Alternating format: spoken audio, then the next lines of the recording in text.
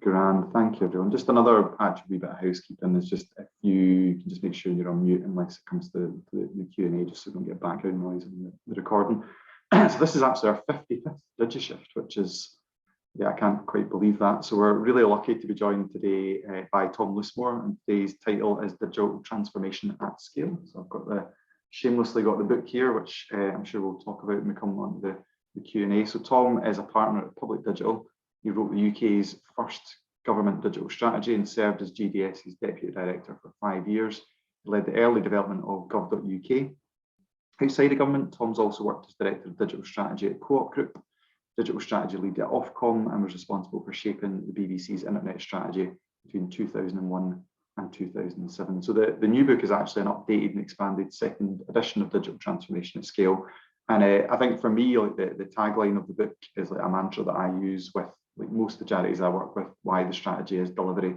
So less agonizing over giant PDFs that your board will spit out in 6 months' time and then never do any of the stuff that's in it, and actually just doing some stuff. So I'm going to hand over to Tom just now, and he'll chat much more eloquently about this stuff now. Oh, Nicola's got some posters at the back. Anyway, right, Tom. Thanks, Ross, and thanks so much for inviting me into this community. That's amazing. You've done 55. So I'm going to go pretty quickly through some of the themes in the book, and actually some things that pull out at the end that I think are particularly pertinent, which is like, what do we get? You know, what the best mistakes we've made that we can share, and much more interested in what didn't work than some of the things that did. I'll share some of the things that did work and that I really believe in and we really believe in, but the discussion is always more interesting when you talk about what's more problematic. So I will get stuck in.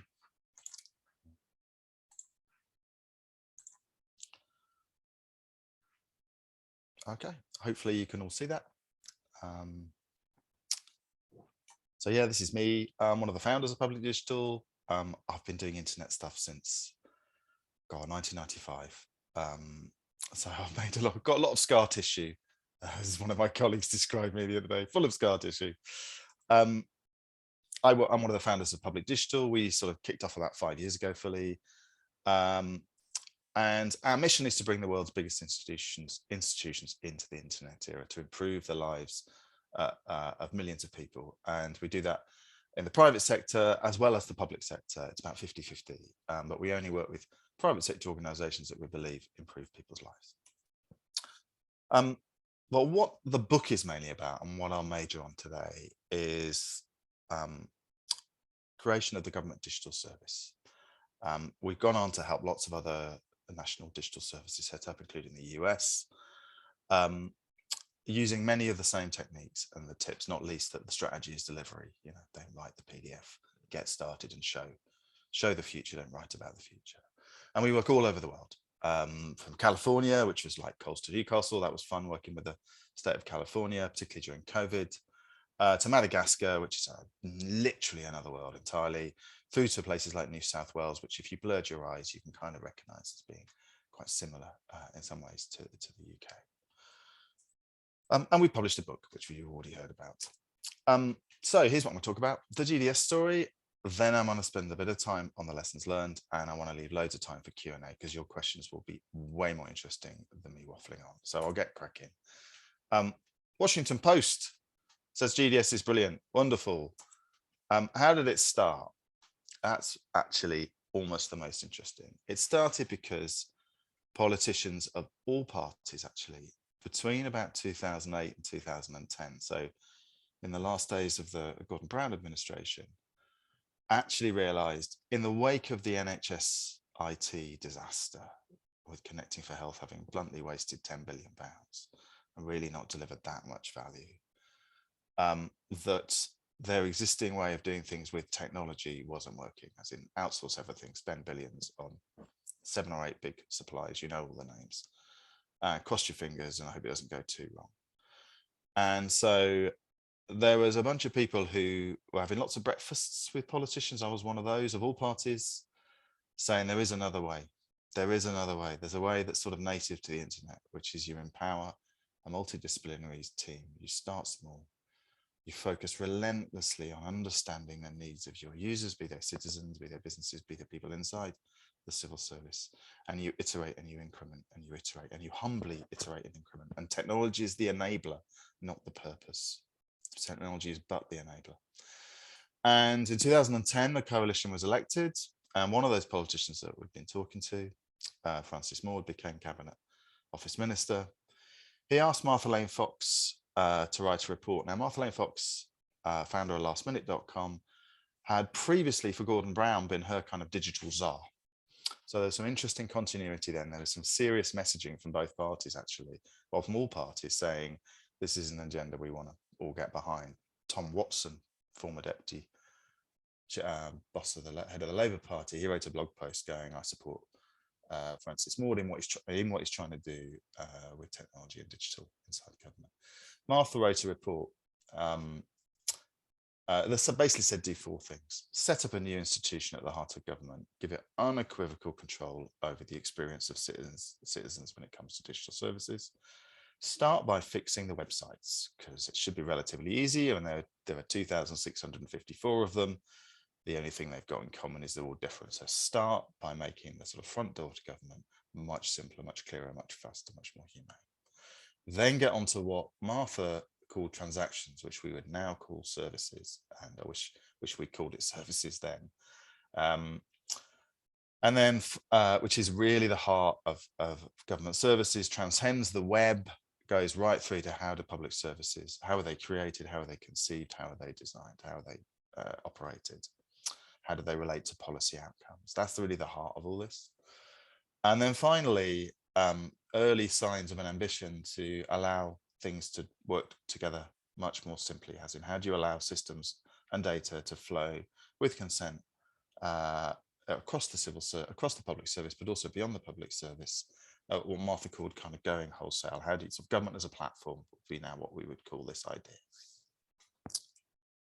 So I actually helped Martha write that report, and then persuaded ministers not to write a strategy in 2010, but actually to invest in a small team doing an alpha of gov.uk. And this is that incredibly diverse team, as you all know.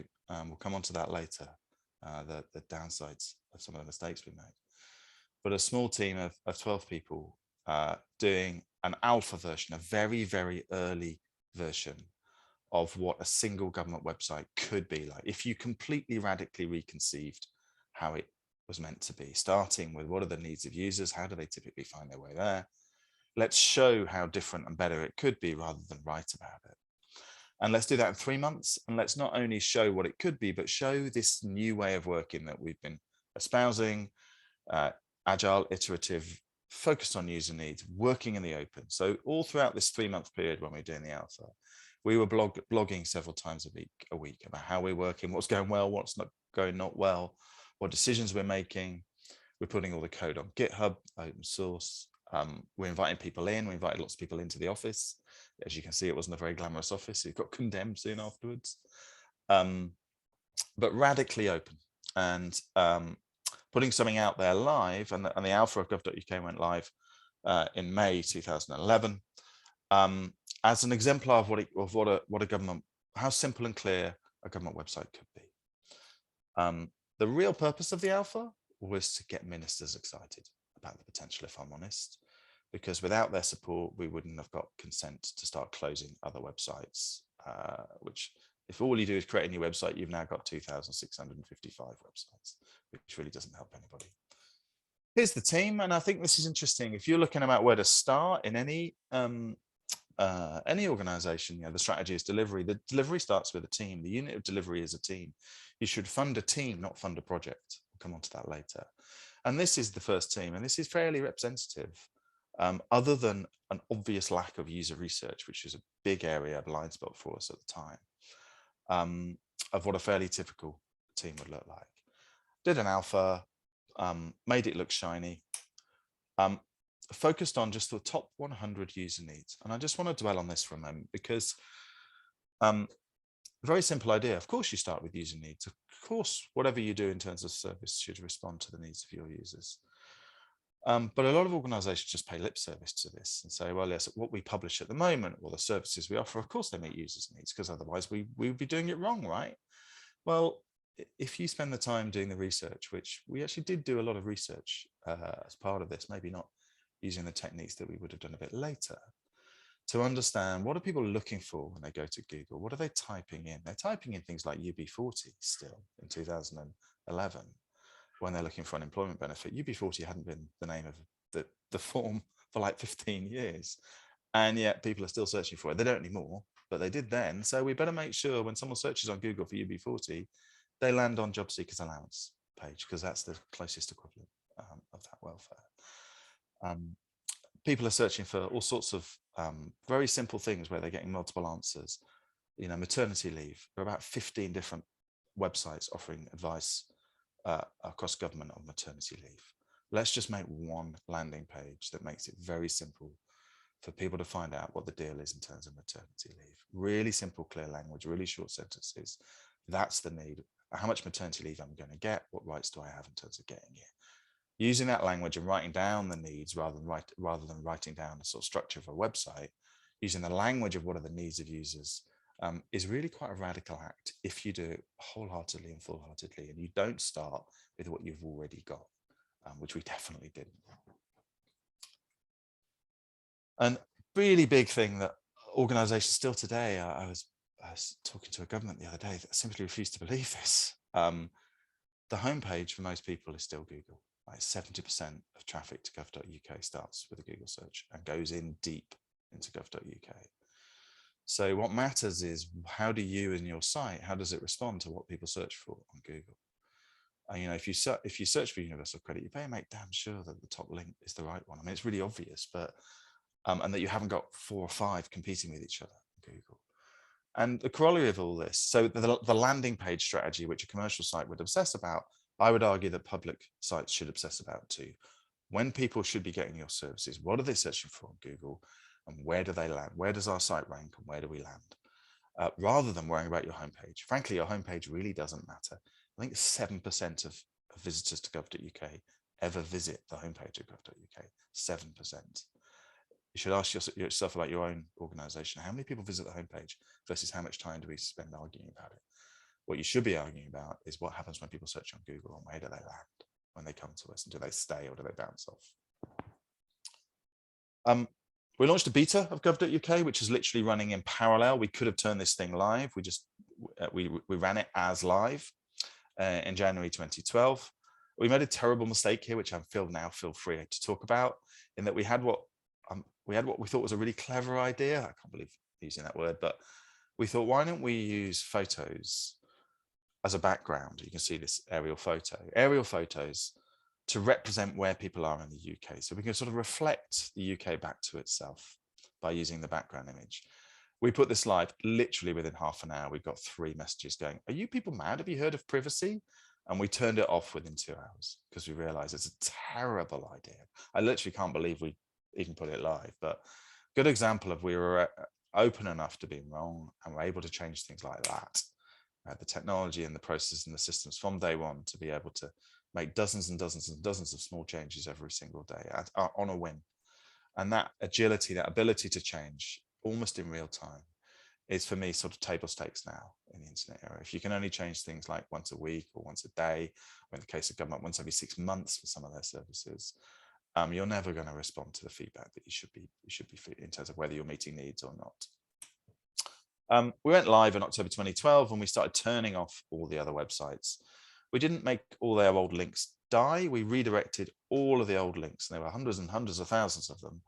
We've put an enormous amount of effort, cross-government effort, to making sure that the deep links to the places like DirectGov and Business Link, they were redirected to their replacements or their corollaries on gov.uk. And where they had not been replaced, we sent them to the National Archive online, so you could see what they used to look like with the National Archive banner on top. So never break a link. Lots and lots of numbers, blah, blah, blah. Loads of training of people across government in thinking about user needs, in content design, which is writing words so they meet user needs, which sounds like a glib thing to say, but is a real skill. How do you write words in a digital context so that people scan the page, get the meaning you want them to get out of those words, understand the words, don't panic, don't get anxiety. That is a real skill and is often underrated. Content design, and almost the emergence of content design from the gov.uk team is one of the things I'm most proud of, and I have very little to do with it. But designing content so it meets needs is a real skill, and your organization could get a lot of mileage, I suspect, from investing just a little bit in designing content for screens and bringing those skills to bear on your own material. Went live, turned off all the other websites, which deeply radical act to turn off 2,000 websites. You can imagine the fighting that went on to do that, but absolutely essential, because there's no limit to shelf space on the internet. So why would you turn them off? Well, the reason you turn them off is because they confuse the hell out of people when they search on Google. And you have to get that Google point before you understand the imperative of turning all the old sites off. Otherwise, you've got 2,000 websites competing with each other for rankings on Google when a poor citizen types in something that represents their need. And once we decided to get some of the bigger sites to understand that, they were all too happy to start closing their old sites and their microsites and everything. But it took a while to get them all closed. And that's what it looks like now. We won some awards. This is my favorite headline ever, being called boring.com by the Daily Mail, is something I will go to my grave being proud about. Nothing better than be described as boring by the Daily Mail. We won the UK's Top Design Award, which is lovely. The first website to ever win, the first government thing to ever win, which I think was a real recognition of the real design work that the team had put in to make the thing simple and to stop the visual design getting in the way of meeting the needs of users. Super accessible as well, obsessed about accessibility, the team. So take a step back. What did this gov.uk thing and the emergence of GDS represent? Well, it represented a radically different way of working from what had been the norm before in government. Previously, you had a team doing policy, another team then writing requirements, going out to tender to one of a handful of suppliers who could be bothered to spend the months responding to the RFP and spend the hundreds of thousands of pounds it took to respond. There'd then be a bill of tens, hundreds of millions of pounds. Years would pass, and then some horrible piece of nonsense would be chucked over the wall. A poor, highly abused operations team who then had to make the best of a very bad deal. And only right at the very end of a multi-year process would any actual user know whether their needs were being met or not. And you'd have no feedback loop. And realistically, you're looking at quarterly updates and nothing significant would ever really change. What we did with gov.uk was show there is another way, which is you start by obsessing, trying to understand what the needs of users are. And you won't get it right. You won't understand their needs fully ever. And so you have to build in this notion of feedback and agility right into the heart of what you're doing. Start really small, iterate, increment, and never stop iterating, never stop incrementing as you get better at meeting those user needs. And as those user needs change, I mean, you only have to look at how mobile has flipped from being a sort of 30% of traffic when we launched gov.uk to being sort of, I guess, nearly 80% of traffic is to mobile now. And that those changes in behavior will never stop. And you have to have the agility to be able to respond. So if there's one slide to remember this one. What process are you following? Have you got a bunch of teams chucking stuff over walls to each other and no feedback loop? Or have you got a team that really over time develops an ever better understanding the needs of your users and responding to them really rapidly? So we then grew. We sort of went, okay, well, we won a lot of political capital bluntly from doing gov.uk, so relatively quickly and relatively a lot cheaper than the money that had been spent before. We'd saved, like, I think we saved 70 million quid just on publishing alone, turning off those 2,000 websites. I mean, it was a bit like shooting fish in a barrel when you think of all the hosting costs for 2,000 websites. But nonetheless, a lot of money saved. And we said, okay, the big difference here is bringing some of these new skills into government. The skills, bringing technology skills back into government because they'd been lost, they'd all been outsourced, but also bringing design skills in, bringing user research in. We realized by this point that we really hadn't understood the importance of user research and user researchers. And we went and found Lisa Reichelt and brought her into the team, and she built that capability, content design, investing in that, but also bringing in existing civil servants, existing public servants who understood the realities of public service in the UK in a way that maybe some of us newcomers didn't quite so much. And that blend, and if you look at this photo, it's really interesting. People think, oh, these are all trendy newcomers. More than half the people in this photo had already been civil servants. And more than half the people who ever worked at GDS were civil servants before. And a lot of people think it's all newcomers. Not. It was the blend between some of the new skills, some of the existing capabilities and mindsets that really was at the heart of this. And there's literally your quintessential photo. Neil and Kathy. Kathy had been there forever. Literally the best bureaucratic knife fighter you could ever dream of. She'd run like civil contingencies in the UK. I'd love to talk to her about COVID. And this is Neil, who's from the internet, and they're going to number 10. Obsessed about user needs, and again, really, really obsessed about user needs, to the point that when you went into the office, there was this piece of paper on the wall with a hole in it, looking down. That's literally the street below Holborn, to say, look, we're serving these people and their needs. Never forget that. Never get internally obsessed. It's all too easy in public service to get obsessed about internal battles and internal fights, but they're the people we need to be serving. And a big message here, which is, we didn't get obsessed with doing apps or whatever blockchain was in 2012. That's really not where the radicalism was important, because you're trying to serve everybody, and everybody isn't at the bleeding edge of technology. What was important was to be radical about changing how we worked.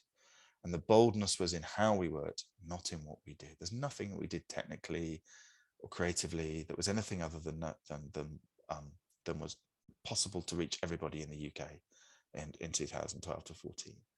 But how we did it was very, very, very different compared to what went before. So we then went on to focus on what we had called transactions, what we should have called services. And you can start to see some of the language here. Digital services, so good, people prefer to use them. Which is okay, the much deeper task once we sorted out the front door on gov.uk with the actual services themselves: welfare, tax, motoring, justice, and. And there's hundreds of them. And the first thing we did was write a list of all 800. Well, we thought it was 600, then 700, then 800, then 900. And it's a very interesting thing to do in your organization, to write a list of all the services you offer and give them names. Surprisingly radical act to do that, and will cause enormous internal argument that is incredibly healthy. So again, if there's one thing I'd advise you to do, is go away and start writing a list of the services you offer and name those services. What are they called? What do the citizens call them? What do your users call them? Not what do you call them? What do your users call them? Like I say, every day we'd find a new service that we didn't know government had. A license to bury someone at sea was my favorite. Like 20 people a year have to apply for a license to bury a loved one at sea. Entirely valid, but long list.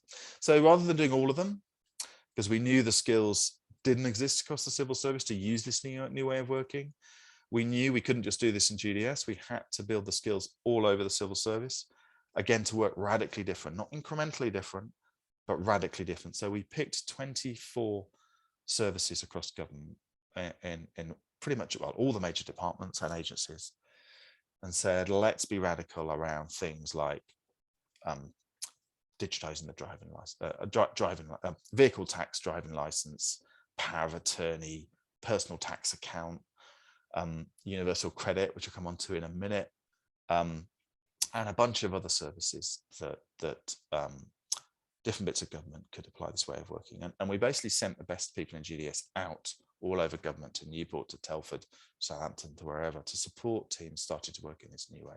This is when we wrote the strategy in 2012. And we wrote the strategy as a way of corralling every single department. We didn't just write a strategy, we made every single department write an aligned strategy of their own and publish it, which they all did, apart from one. So we had not only our own central strategy, which is just a piece of paper, but we had commitment from every single department to transform their services using this new way of working, and to start hiring some of those new skills in. We asked that they hired one person onto their board or onto their exec that had some of the digital leadership skills that we knew were important. So bringing on senior leaders in the likes of DWP and the Home Office and HMRC at exec level was vital. And we went through the process with those 24 services. Some went well, some really didn't go well. But they all developed the skills necessary to start working this way in those departments. And some of them found their own path different to others. Some of them used slightly different techniques to the ones that I would have chosen.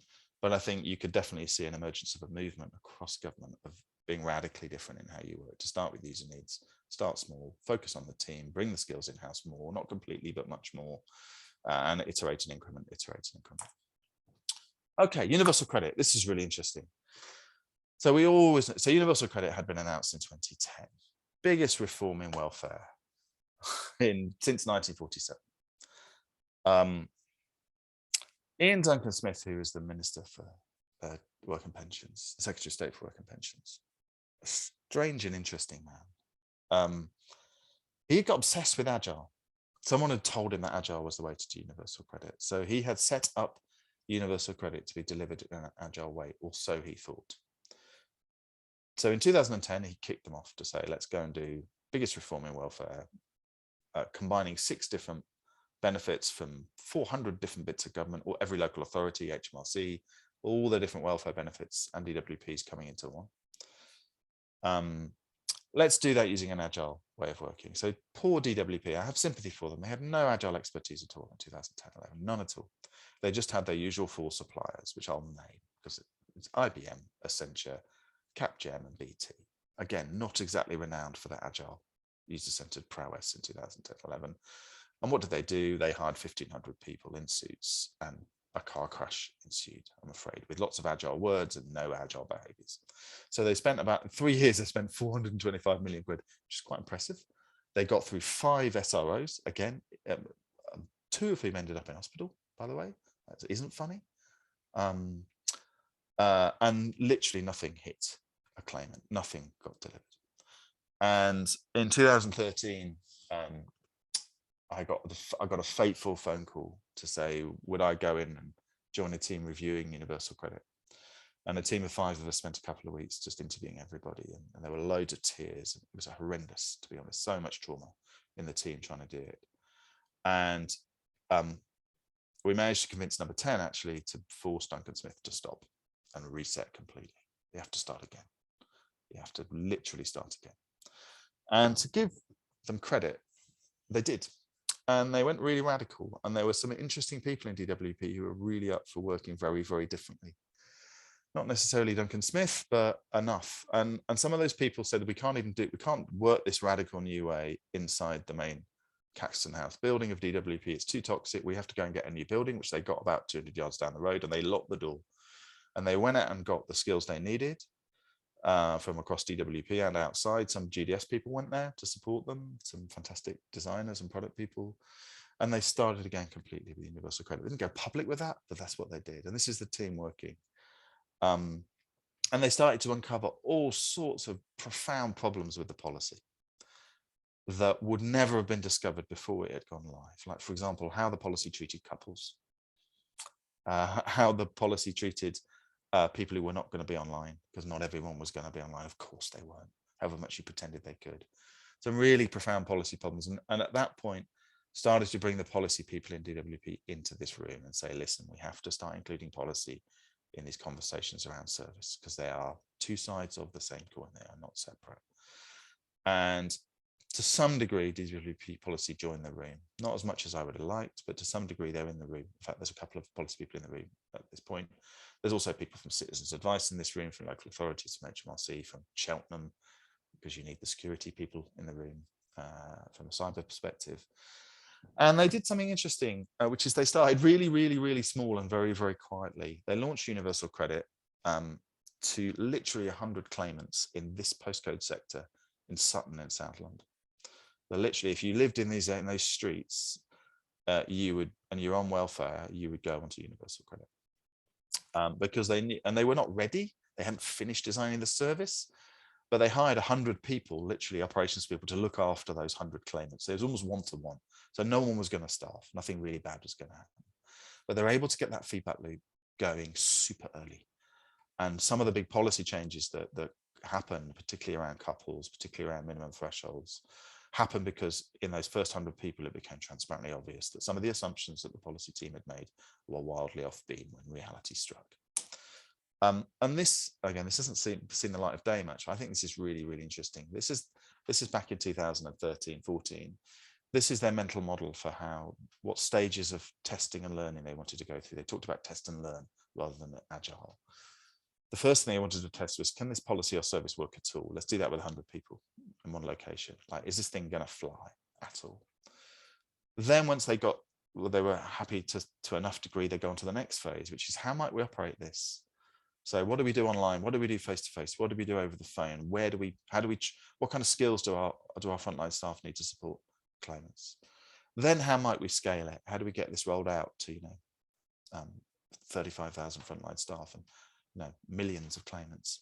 And then how do we transition to it? How do you take people who've been on welfare for a very long time and move to it as the final phase?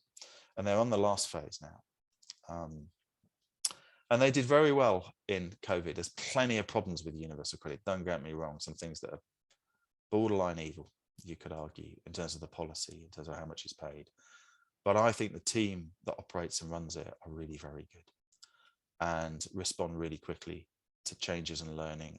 For example, they learned that you get better outcomes if every single claimant had the same relationship with the same frontline worker in DWP, the same work coach, they call them, because that personal relationship was really important. Even though that was much more expensive in theory for DWP to make sure there was everyone had their named work coach, the outcome you got in terms of more people in more work more of the time and less deep-rooted problems made it worth it.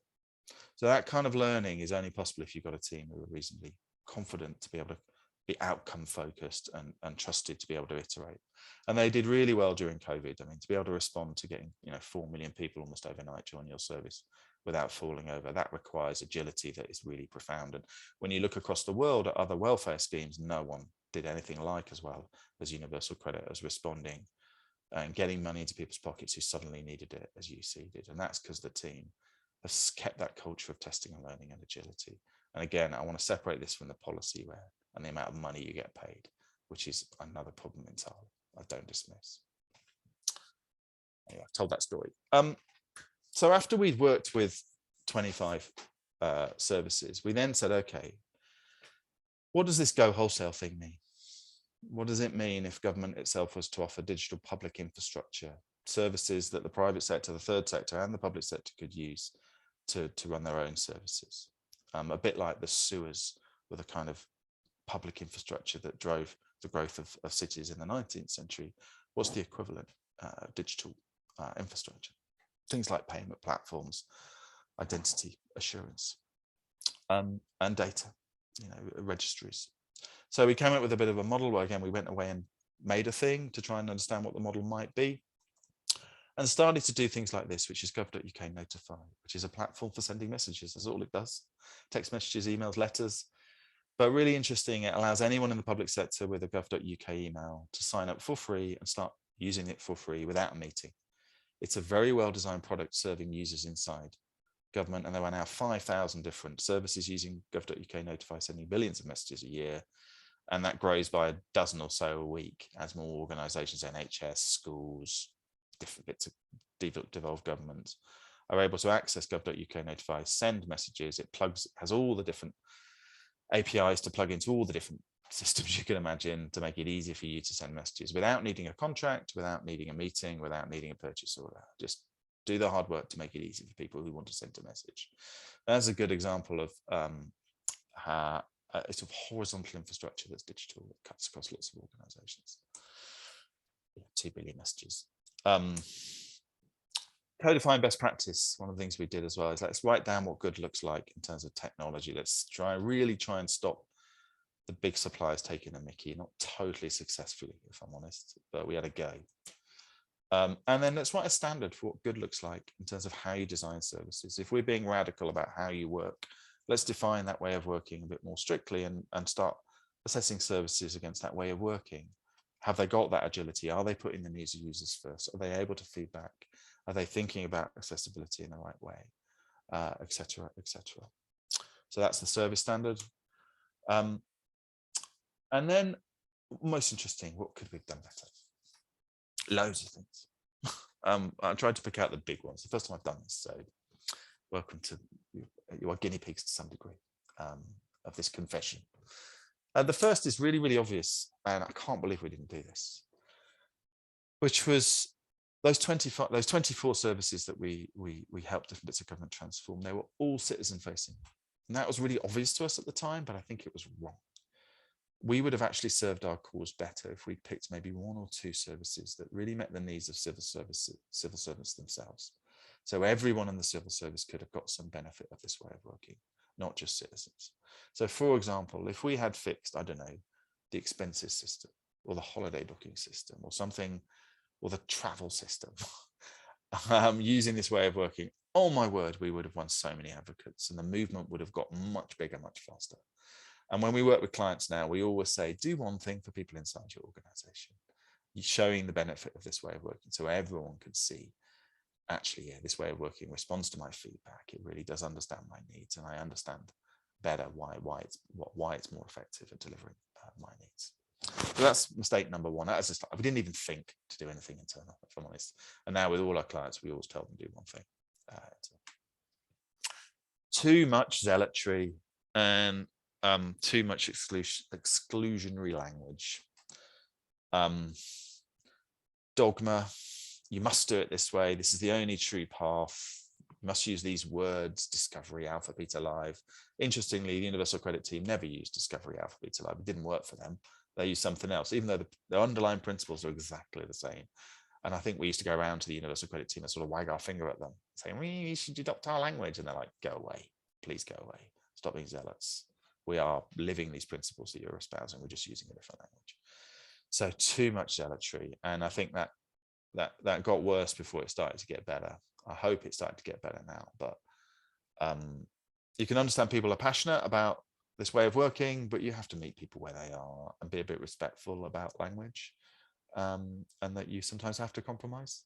Not too much always, but to some degree you have to meet people where they are. And we didn't. We went off where the buses don't run with our language.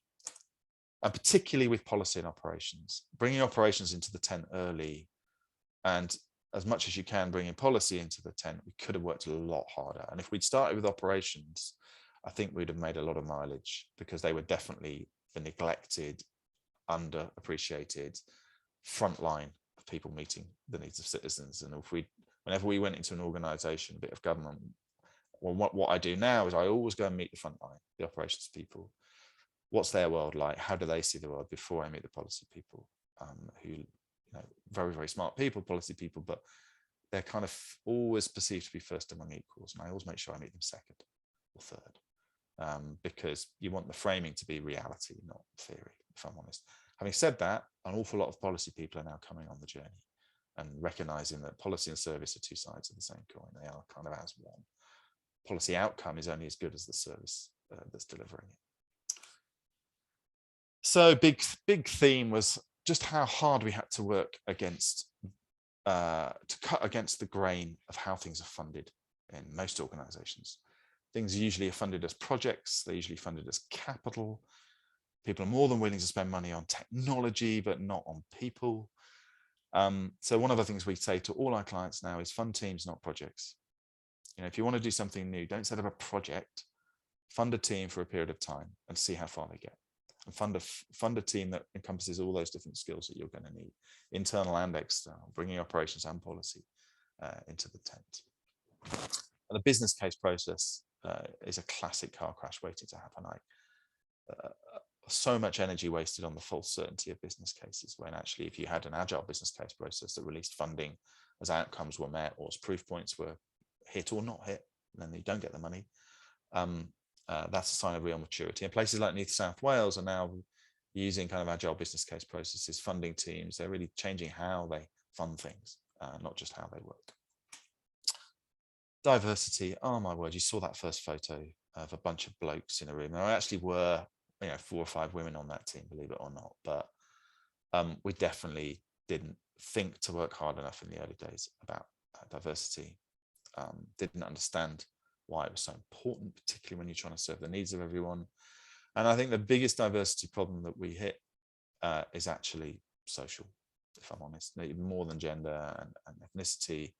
It's people who have lived in need of public services, whereby if you don't get public services, you're going to be in desperate straits.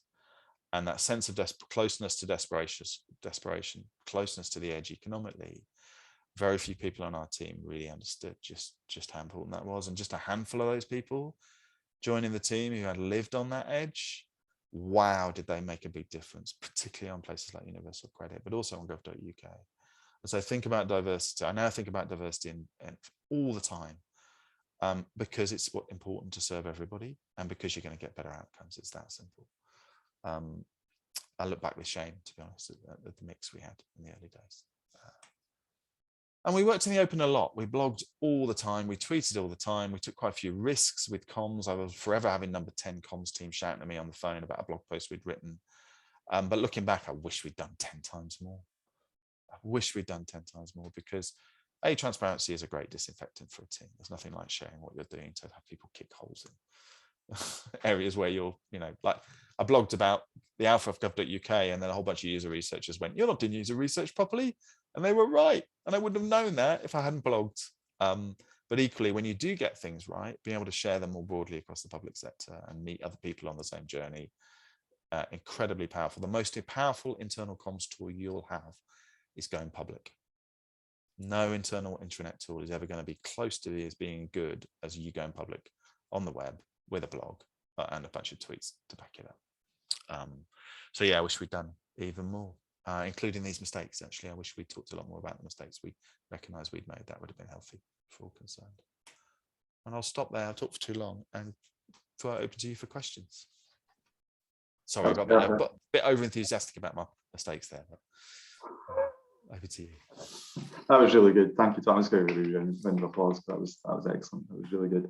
There's been some really interesting stuff coming in the chat box as well. Beth, any questions that have come in that stand out for you? There's been a few. I've been trying to note them down. So there was, and if you want to unmute and ask the question yourself, please do. But there's a question about how to choose the top user needs. So you said that you chose the 100 top user needs. So how do you decide on them? But if whoever asked the question in the chat wants to add more context, please unmute and come in.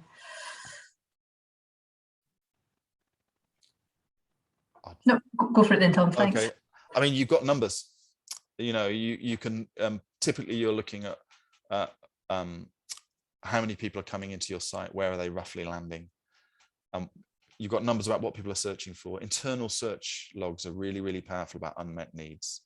If people are going to the bother of internally searching for something on your site, they really care about it, because no one uses internal search really, or very few do. So if they bother, that's a very strong signal that it's an unmet need.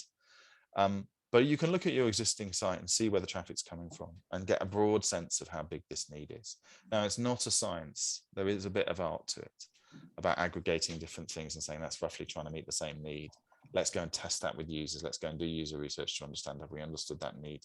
Maternity leave, for example, we initially had a section on maternity pay and a section, a page on maternity pay and a page on maternity leave, because that's bluntly traditionally how different bits of government worked. You had two different teams. When we went and did user research on it, it's like, actually the minds of people need to understand both at the same time. It's about, what do I do about having a child and needing to be able to afford leave? They are one and the same conversation in their head. So we merge them in terms of a single landing page for both maternity pay and maternity leave, because they both were needed in the same place. And that combination of some quantitative analysis, traffic, particularly search traffic, with some qualitative research, and you'll come up with a judgment. To be honest, it's usually quite simple. The Pareto curve is your top 10 user needs will be typically meeting more than half of the aggregate need. So if the only thing you do is say, what are the top 10 needs that our service needs to meet? Let's focus on those. You will be solving more than half the problem, or addressing more than half the problem. Once you get to 100, you're kind of into the 90s in terms of percentage of overall aggregate need. By the time you get to 1,000, you're at 99. So one of the things we did on gov.uk, which I didn't talk about, was we centralized the writing of those words. So the top 1,000 user needs were written by a small team in GDS who were really highly skilled, and then checked with the departments to make sure it was correct. We really centralized that bit to get the quality of the top 1,000 user needs super high. And we then built a relationship with departments. So over time, some of those have moved out to be departments, but yeah, enough. Thanks, Tom. Yeah, I think one of the things that's, I guess, striking me as well as you're speaking, Tom, is that, with the likes of Bernardo's and Citizen Advice, most charities in this room don't have a digital team, certainly don't have, there'll be plenty of charities in this room don't have a digital person. Yeah. And actually, all the stuff that you're talking about exemplifies that need for digital to become everyone's responsibility, because if we're thinking about writing, it's 100 user needs in a charity, no one person's going to be doing that, and no one person's going to be particularly good at that either. And so for me, this just continually reinforces that need, that this is everyone's responsibility, not one person or one team, or certainly not an external consultant. Yeah, I mean, yeah, don't ask people.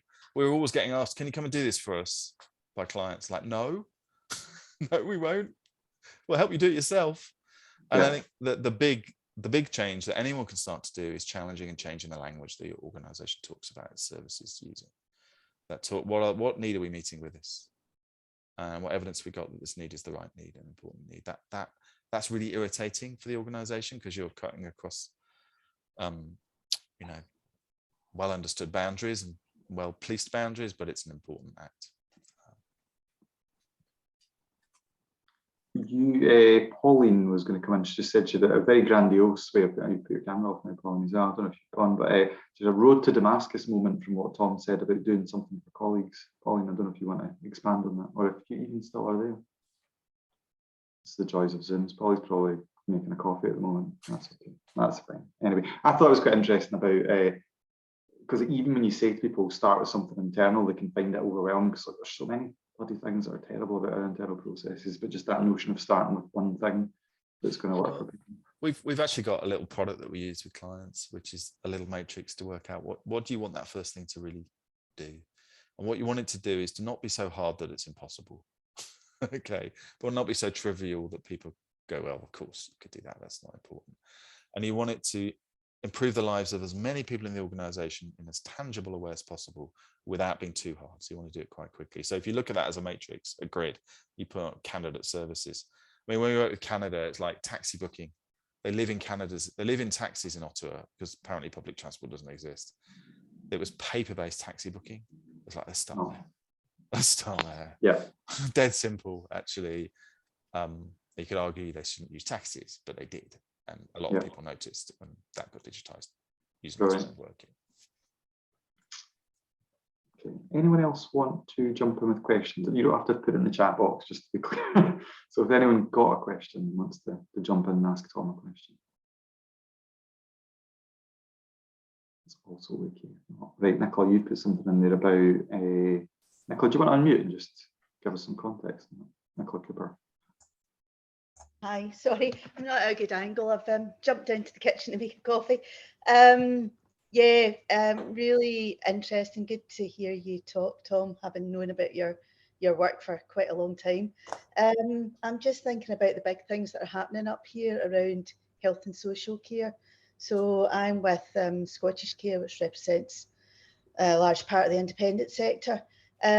Just the impact of these things. So I'm thinking digital front door and the National Care Service, the impact of them on how we deliver social care services in Scotland, and just really hoping that those connections are there and that there's learning from the GDS work. And we'd be really interested to know if you're involved in any conversations around that. It would give me confidence that those things are going to become a positive, successful reality. We've done a tiny bit of work in Scotland, but it's quite a time ago, and I don't think we're currently active. We are doing an awful lot of work with, I'm afraid, in England, with the boards of all the NHS trusts. We're going around the boards of all the trusts, because you have to start there. If you're framing things radically differently, you can't afford not to start at the top. And I've been awarded a contract to do the same for the integrated care systems, for the boards and execs of those. And I think those ICSs, it's going to be super interesting about how you can take a genuine user need-centered view to care in particular is going to be fascinating. Because if there's one area I know enough, we haven't done a lot in local government in the UK, but me personally, I haven't, but I know that care is a place where more people fall in the cracks than get supported, because the cracks are so fast. And it feels like a place where being challenging and radical around saying, what is the actual need here? Not what are we set up to serve? What's the actual need? If you've got a moment of change like the ICS is being introduced in England, that feels like a moment to push really hard at being radical with saying, what are the user needs? Let's write them down and and let's prioritize them, and then let's work out how we meet them, rather than how do we merge these two organizations, which is not necessarily the right framing. You'll just get Conway's Law version 3 rather than the first two Conway's Law. You know, Conway's Law is like your organization services matches your internal structure. That's always the starting point. That was gov.uk replaced. It's like, it's beat Conway's Law, make sure your services don't map your internal dividing lines. That's the starting point for all the work we should do. I think it's really hard. It's a law, it's called Conway's Law for a reason. Anyway, I'll stop. I'll talk too much. Thanks, Tom. That's a good. Thanks for bringing that up, Nicola. We're going to bring in Jane and then Megan. So Jane. Great. Hi, Tom.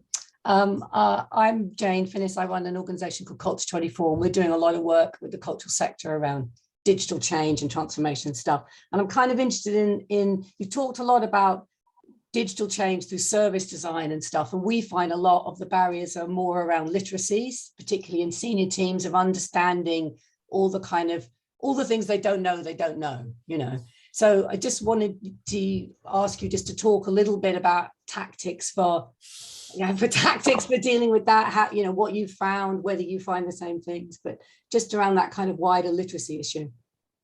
Yeah, I mean, if you saw the materials we offer to the boards of NHS trusts, so this execs and non-execs, I think the first thing to say is they vary enormously in their understanding of what's possible and the way of working.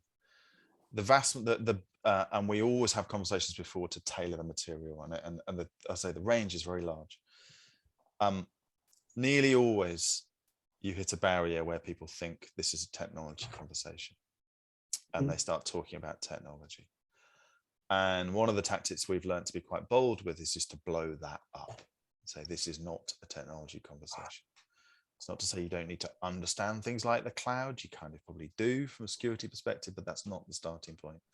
The starting point is around understanding people's needs, the way of working that says, how do we get ever better at understanding and meeting people's needs? And how do we start being agile and iterative? That's the starting point.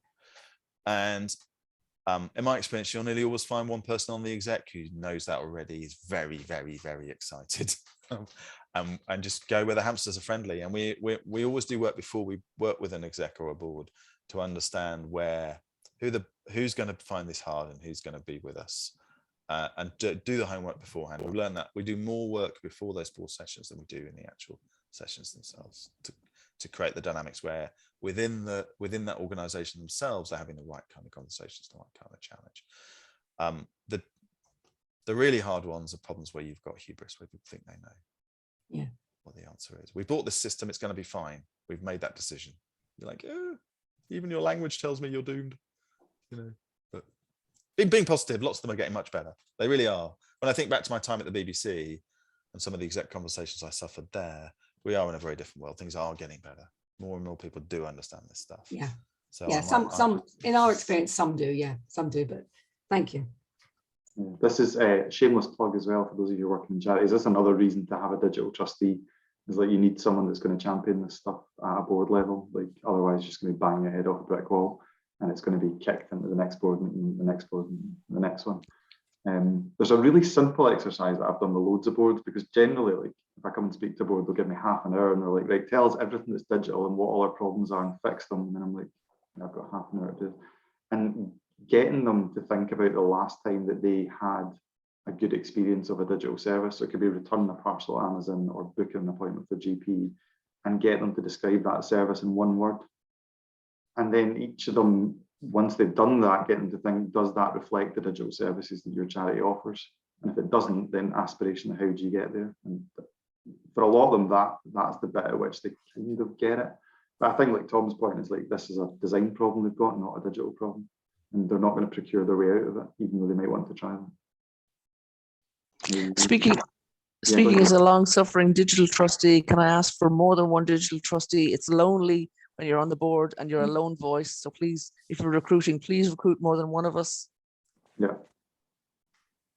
Richard's got a question there, which I'll maybe let Tom, my laugh will probably tell you what my thought is on that. Anyway, Megan was going to come up next with a question. Thanks, Ross. kind of back when you were doing this kind of government as a platform stuff many years ago, I was at NCVO, which is England's equivalent of SCVO. And so for many, many years, people have been kind of thinking about, is this possible in a charity sector? And David made a really great point in the comments, David from CAST, about some experiments in the charity sector and why that's quite difficult. I just wondered, Tom, if you had any reflections on that, if you've had kind of conversations about what is possible or not in the charity sector to try and build these services that we can all use. Yeah, it's hard. And the reason it's hard is because you need the right institutional architecture and institutional incentives to sort of have these notions of horizontal infrastructure that serve many, many different organizations, many, many different services. That is not the kind of classic Victorian vertically integrated institution that most private bodies in the UK follow. And so you need a funding model and institutional accountability model that supports that, which is, you know, we lucked out in GDS by being in a cabinet office, which is a mess in many ways, but it sort of does have a horizontal role, or it perceives itself as having a role that supports and enables lots of different bits of government. And so it's relatively easy to set up accountabilities and funding for things like gov.uk Notify.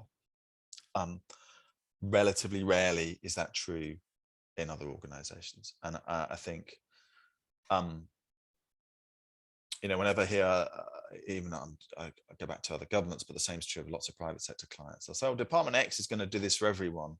Well, that's lovely. But what's their long-term incentive to do that for the next 30 years? Really, what's their long-term incentive? And are they really going to develop that service, that platform to meet the needs of everybody or just their own needs? And I think it's going to take a while for new institutional models to emerge, if I'm honest. And, you know, I look at local government in the UK and I'm like, damn, why did the local government, what's it called, LGA authority, which used to be a club of all the local authorities used to be in the LGA, used to be a real powerful institution.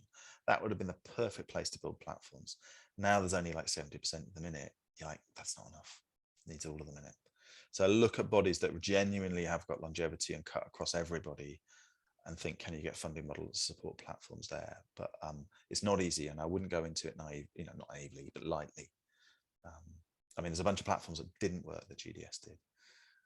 For reasons better or worse, but there would have been some that I wish they had done and gone more aggressively into, and they are now, to give them credit, they're going back to it. But yeah, look at the institutional alignment incentives.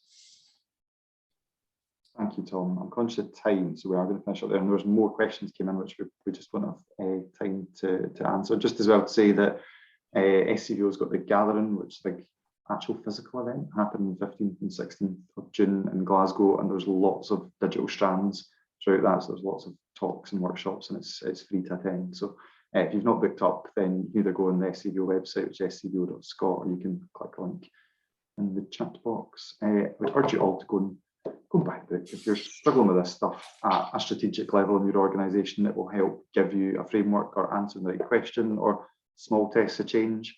Thank you so much, Tom. That was really useful. I think we got a lot out of that. That's really good. Thank you, everyone. I wish you all the very best of luck. Cheers, Tom. Catch you later on. Thanks, everyone. Thanks, everyone. Thanks for coming along. Hopefully see you at the next DigiShift. Cheers for all the resources people put in the chat as well. There's lots of good stuff going on. Yep, great. Thanks, folks. See you again soon.